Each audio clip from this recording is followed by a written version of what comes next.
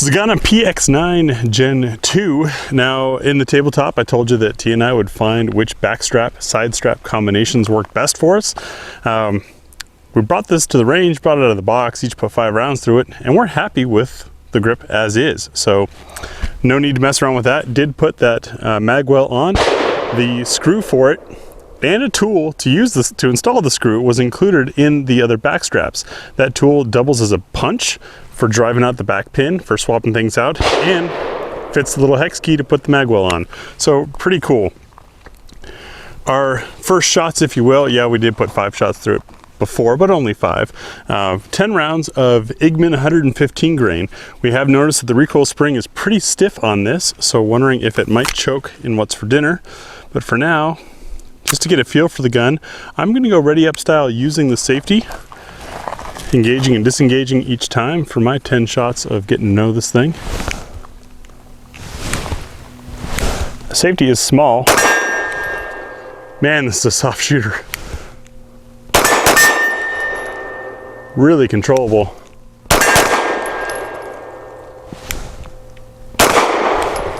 Miss.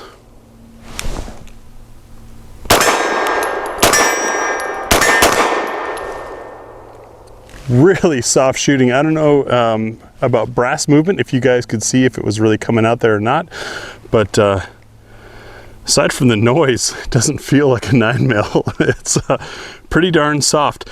The grip texture held in my hand, it's a warm-ish early September day. Didn't have too much slickness going on. The trigger is kind of mushy, but as I said in the tabletop, it's kind of like an AK. You just kind of pull through rather than wait for that crisp wall and break like you would on a hammer-fired gun. And the safety activates and deactivates easy enough. Let's see what Tia thinks. So my next 10 shots through the Zigana PX-9. Gen 2. Gen 2. Yeah, that slide, the stiffness of that spring is very evident. Ready up from safety. Nah, I'm just gonna shoot.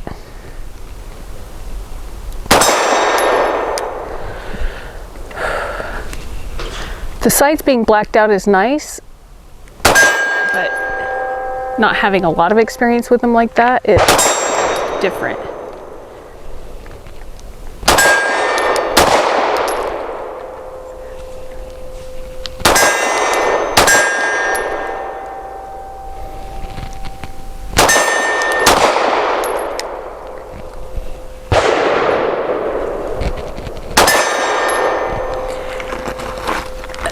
I don't know if you guys saw it when Graham was shooting, but I noticed how flat it was, and that's just how it felt in my hand. Very, very comfortable shooter. I enjoy the sights being blacked out. Even though I don't have a lot of experience, I can see the benefits of that already. And I wasn't fearing the recoil or anticipating it too much like I can on some guns that I don't have a lot of experience with. So I'm excited to see the rest of our review, what's for dinner, coming up next on GBGuns. So as far as the blacked out sights, which is popular with competition shooters, this is what we're shooting at. I zoomed back intentionally so you can see the steel is in the shadow there, and it's red. Of course the camera adjusts to make it easy to see, but it's dark in the shadow, so with dark sights it can be a little tough to identify your sight picture on that target. We'll be shooting some stuff in sunlight, so we'll have a different opinion there. What we're going to do coming up next is full mag +1, our what's for dinner test, which should be interesting considering how stiff this recoil spring is. We have our spinner hiding in the shadows there for the trigger control and sights test, which should be pretty interesting. Then of course we'll do accuracy and give you our concluding thoughts. All right, next up is full mag +1. We do this because not all guns can, surprisingly. Same Igman 115 grain. There's our +1, safety on, drop, and exchange mag. And I do want to say, T and I were both delighted at how easily these mags load all the way to 18. Usually you get somewhere about halfway and you start to feel resistance. The last 2 rounds had a touch of resistance, but it just glides in. Very nice mags. They are Metgar magazines. but for an 18 round capacity, they're pretty damn soft. I've got the same piece of steel at about 20 yards. It's a reduced size torso target, so I have something to aim at. Really, what I'm going to try to do is shoot this thing as rapidly as I can control it. One, to get a feel for the gun. Two, we want to see, does it run full stuff like this? And does this heavy recoil spring that's making the gun so soft to shoot work with this soft 115 grain ammo?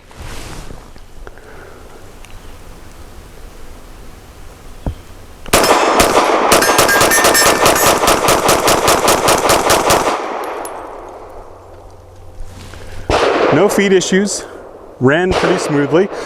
I of course wasn't hitting jack. That's because we've got the sun in front of us, and with that smoke coming out, I couldn't see the target anymore. But we were testing the cycling of the gun, and freaking smooth. Let's see what it eats. Our trademark test, it's what's for dinner time. We have an article over on gbgunsdepot.com explaining this if you've not seen it before. But essentially, we're taking a wide variety, 10 different loads, 10 different bullet weights, shapes, projectiles. We've got steel case, brass case, aluminum case, nickel-plated steel, you name it, hollow points, snubby ones, long ones, short ones, going from 65 grain up to 154 grain to see, does it feed from slide lock? Is there enough energy to cycle the gun and chamber another round of the same type, and will lock back on empty? I'm curious with the Zigana, as stiff as that spring is, it may not like this light stuff. You notice we've got really light at 65, 90, 100, even 108 grain. Let's see how it does. So for our first course today, we have Liberty Ammunition Civil Trainer in 100, or not 100, it's in 65 grain. And I'll be shooting at circle 1. Sorry about the shadows, folks. We don't choose when we can film.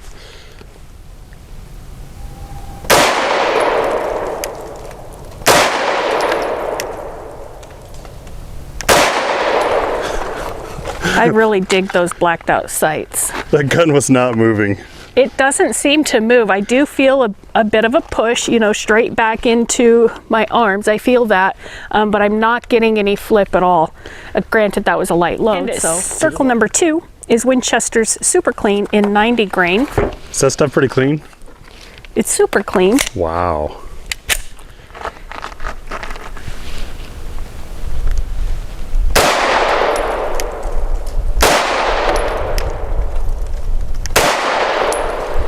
The wind blew the target, maybe. Oh geez, that's all over the place. Was that you or the ammo in the gun? No, I had the same point of aim, so I wouldn't say it was me. I don't remember feeling a flinch, and yes, the slide locked open. Circle number 3 is Heavy Shots, Heavy Duty in 100 grain.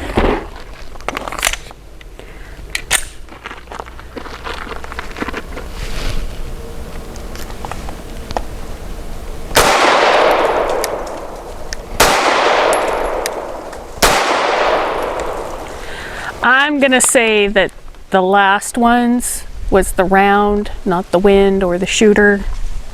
And yes, the slide locked open on those heavy shots. And it smelled good. Oh, nice that you're downwind. If folks are wondering, we've just decided the description for the smell of that heavy shot is fall industrial, in that it's kind of warm, it's got that cozy season, and there's a machine shop running.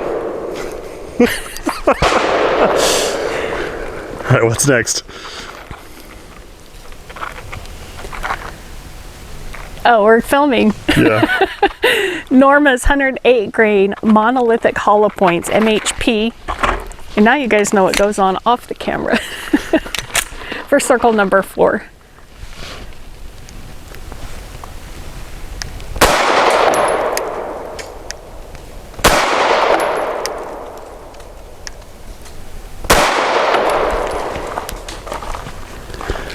Those tend to feel pretty authoritative with the recoil. Still didn't look too bad from here. How'd it feel? I definitely felt that a little bit more in my right arm as it pushed back, but the slide did lock open. For circle number 5, we have Blazer's 115 grain aluminum. Graham will tell you all about the aluminum expansion and contraction rates. Which is different than brass, as it heats and cools faster than brass, so sometimes that causes some chambering issues. What was the price tag on that box? These were $8.99 about a year and a half ago. That's right, folks. $8.99 for a box of 50 from a local gun shop. If you got into guns in the last year and a half, that's the price you should be paying, not $34.99. And if you're paying that, you're just driving prices up. Anywho, circle number 5.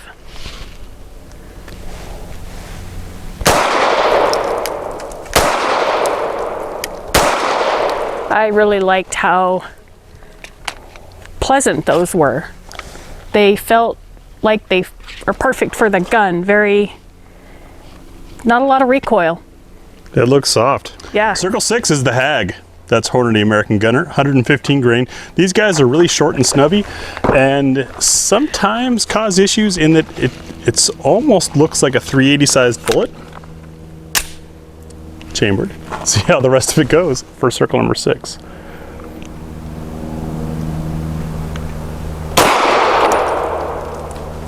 You know, these tend to have recoil authority, as I like to call it. Oh, I mashed that one. But still soft and smooth in this gun.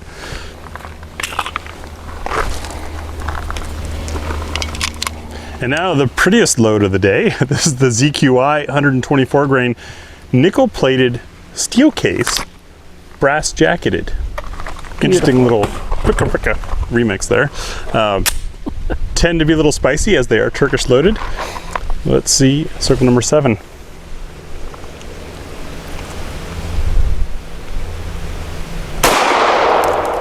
Yeah, there's definitely more authority, but you know, all it's doing is making it feel a normal gun now. I think that's the first round that I've seen that causes any kind of flip. Yeah, that was a soft normal gun, but still, man, I just can't get over how smooth this gun's shooting. For circle number 8, Norma's Hexagon 124 grain. These are kind of a hollow point, really funky, fascinating design to them. They're a performance round. 124 grain is what probably this gun's recoil system was set for. If it were NATO pressures, right. There we go, that's some recoil.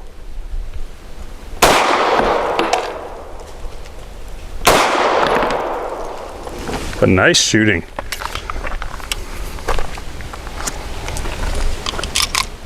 And the end of an era for us. This is the last of our Browning BXP 147 grain.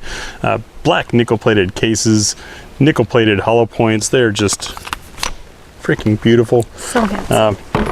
Well, we don't have any more and don't know if any more is being made. Let's see if it runs.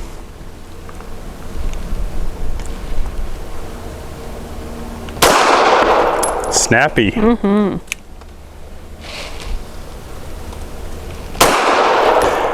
Oh, I mashed that one.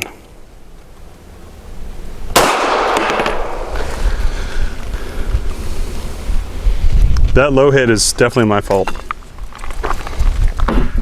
And the chunker of the day is from Ruag. These are 154 grain subsonics. Snub-nosed. The ogive is really high up on them. These are definitely a unique round, meant for subguns and suppressor use and all that, but it's our test. Circle number 10.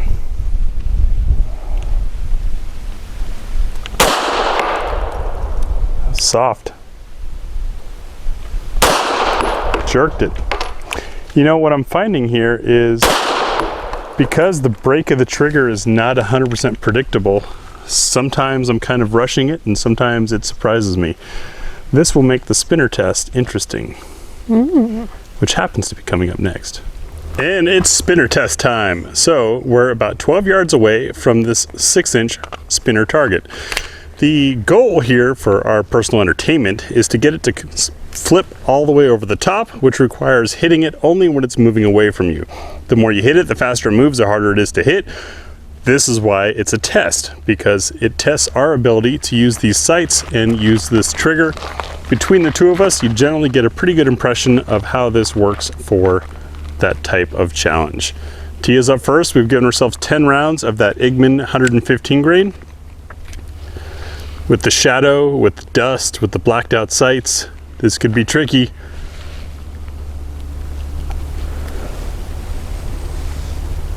Oh, this will help. Yeah.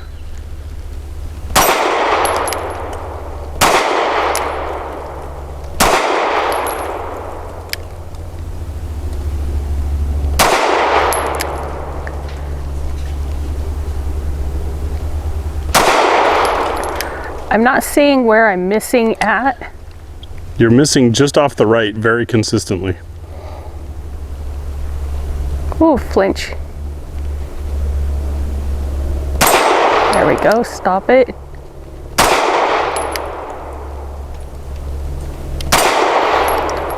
Not today. And I think it was only 8. Yeah. I wish I had 10. Yeah, we gave ourselves 8 rounds. Not today. So, how'd that trigger and those sights work for you? The sights being blacked out and having the swinger moving made it a lot harder to acquire the target, and also makes it harder to see where you're missing. I don't know how those two equate, but that's how it felt to me.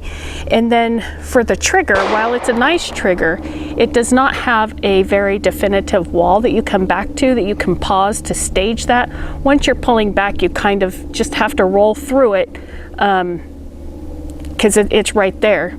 And so with that and the motion of the swing, my timing I wasn't able to get it there. A lot harder to time a trigger that you can't time. Stage, yeah. Yep, absolutely. All right, great. This is giving me wonderful optimism for my attempt. All right, 8 rounds of Igman 115 grain.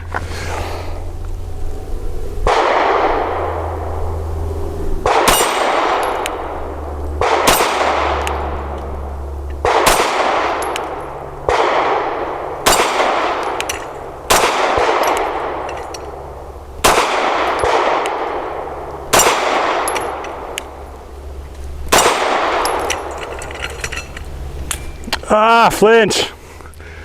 And I'm out. I was going to say, I didn't see slide lock. I thought maybe you did give yourself 10. No, the lack of slide lock there is, as what typically happens for me with most guns in my large hands, is my thumb ends up hitting that slide lock and keeps it from popping open. Yeah, definitely more challenging with this pistol than it has been with others, because rather than and now, it was hereabouts for timing those shots. So I think it was a great demonstration of why we do this test and how it can speak to strengths and weaknesses of different pistol trigger and sight designs.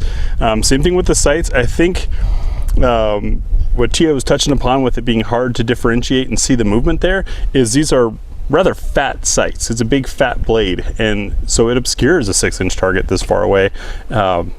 You kind of just had to think about what the movement was going on there. So is that a bad thing for the gun? If you're gonna do this kind of stuff all the time, yeah. Otherwise, the fat blade makes it easier to find the front sights. This is why, well, we've done a couple videos talking about different sights and why there are so many sight options out there, because really it comes down to personal preference and intended application. Speaking of application, our last bit coming up is 5 shots from 7 yards to try for accuracy and wrap up our thoughts. So after a year and a half of ammo crunch, we're out of match ammo. We'll be using this Igman Bosnian 115 grain ammo. See if that makes a difference or not. 5 shots from 7 yards, I'll be shooting at the left circle square.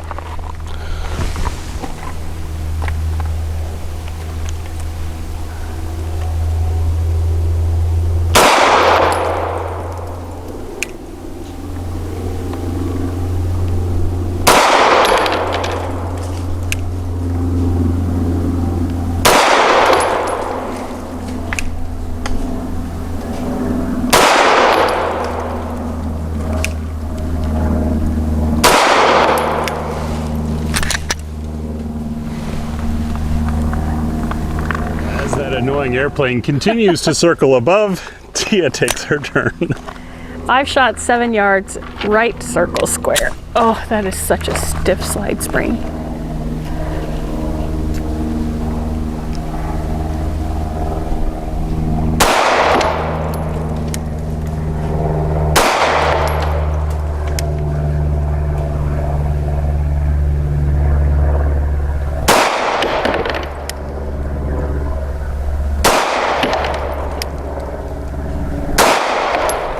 Nice shooting, Tia. Thank you. The wide sight actually helped me in this drill, in that as soon as I had it up and the target was covered, I could shoot. But obviously it's a little bit high, so I would tend to agree with Graham that it has a 6 o'clock hold. I should have probably been pulling near the bottom of the square rather than as it was covered. I am very impressed with this. As Graham mentioned, we did not go through the exchanging of the back straps because this just worked well for us for now. But I am curious to try them just to see the many different variations that it could. And I think that given the number of options that you have with the different choices given. 27 to be. What's that? 27 to be precise. Yes, and the price point that Graham mentioned, this is an amazing option for a first-time gun owner in giving them so many different variations of what they may prefer, so that next time they go to purchase a gun, they'll know exactly what they need and where it hits in the hand and why, if they have someone, you know, instructing them on what the importance of all of that is, which I hope. Education is key in gun safety. So my overall impressions of this are, I love it. I really, really enjoy it. Maybe it's because I shoot it well. Who knows? I was holding exactly on that square. This front sight blade is a little bit wider than that 1-inch square is from 7 yards. Hitting a little bit high, as I noticed the other stuff did. I wonder if this might be one of those kind of 6 o'clock hold guns. Just a note out there for those of you considering this thing. Overall impressions of it, very, very soft shooter, very comfortable to shoot. The trigger, as kind of we've been saying, and I said in the tabletop, it's like an AK trigger. You just kind of pull through. It's not going to have that precise break spot, and these sights being as fat bladed as they are, not exactly target sights. Is that a problem? Well, it's not my personal ideal. It's also a $300 gun. A $300 gun that comes with the holster, 2 magazines, a mag well, 3 different back straps, 3 different panels for each of the 2 sides, giving you 27 different possible grip configurations. It's easy to run. It's a very comfortable gun to shoot. I would have no problem recommending this to someone who is looking for a first gun, not necessarily sure they're going to carry yet. I think overall the quality is excellent, as we've come to expect from Tisas, and I'm glad someone like SDS Imports is making this available for 300 bucks. So that's the Tisas Zigana PX-9 Gen 2. For more details on this and a little bit deeper reflections, be sure to check out gbgunsdepot.com. Thanks for watching.